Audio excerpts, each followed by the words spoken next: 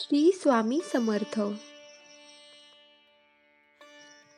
31 मार्च 2025 या दिवशी अक्कलकोट निवासी श्री स्वामी समर्थ महाराज यांचा प्रकट दिन साजरा केला जातो. तर या प्रकट दिनाची कथा आज आपण ऐकूया.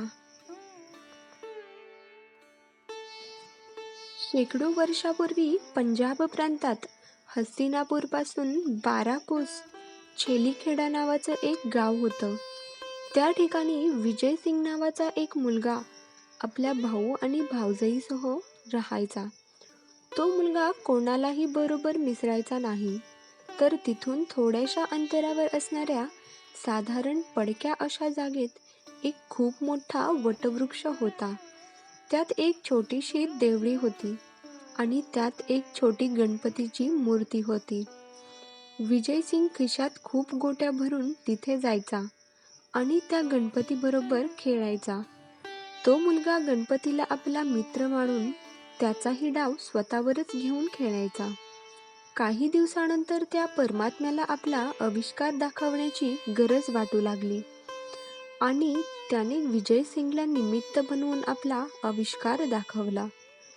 तो दिवस होता चैत्र मास शुद्ध द्वितीया. विजय सिंग नेहमीप्रमाणे या दिवशी सुद्धा तिथे गेला. गणपती बरोबर खेळू लागला. मात्र अचानक त्याच्या मनात आले की रोज आपणच खेळतोय, आज यानंही खेळायला हवं. स्वतःजवळच्या सर्व गोट्या त्या मूर्तीच्या समोर टाकून तो म्हणाला, बाप्पा, रोज मीच तुझा डाव खेळतोय, पण आज नाही, आज तूच खेळायचं.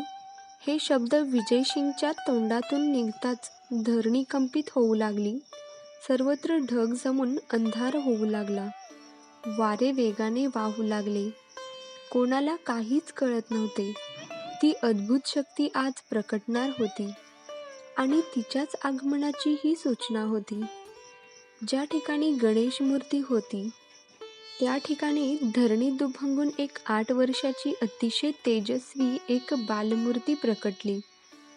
ते दुसरे तिसरे कोणीही नसून प्रत्यक्ष परब्रह्म श्री स्वामी समर्थ महाराज होते.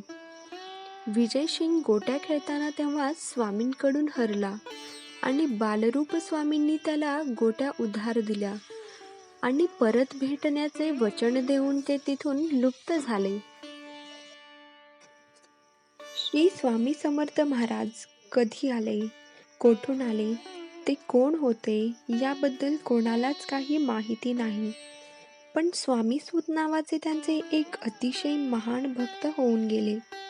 त्यांना श्री स्वामी समर्थ आपला मुलगा मानायचे. त्यांच्याकडून या गोष्टीचा उलगडा झाला. तो असा, कोकणातील हरिभाऊ हे एके दिवशी अक्कलकोटला आले होते. आपल्या ऐहिक इच्छापूर्तीसाठी. तेव्हा ते तिथे काही दिवस वास्तव्यासाठी होते.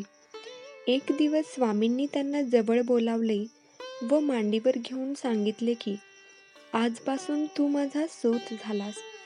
सर्व घरदार सोडून दे आणि दर्याकिनारी माझी ध्वजा उभी कर. हे ऐकून हरिभाऊंना रडू कोसळले, कारण ते इथे ऐहिक इच्छेपूर्तीसाठी आले होते. महाराज तर सर्व सोडायला सांगत आहेत. हे ऐकून त्यांना थोडं रडू कोसळलं. तेव्हा स्वामी म्हणाले की रडतोस का? माझे पोट बघ किती मोठे आहे, त्याच्यावर हात फिरव बघू. ज्यावेळी हरिभाऊंनी तसे केले त्यांना ध्यान लागले आणि त्यामध्ये त्यांना आपले पूर्वीचे जन्म आठवू लागले. त्यापैकी एक जन्म हा दुसरा तिसरा कोणाचा नसून विजय सिंगचा होता. तेव्हापासून हरिभाऊ हे स्वामीसूत म्हणून परिचित झाले. त्यांनीच पुढे स्वामींच्या बालप्रकट दिनाची कथा सांगितली.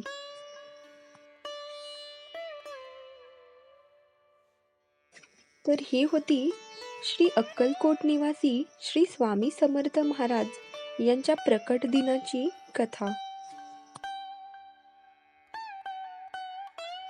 ही कथा तुम्हाला कशी वाटली हे कमेंटद्वारे नक्की कळवा.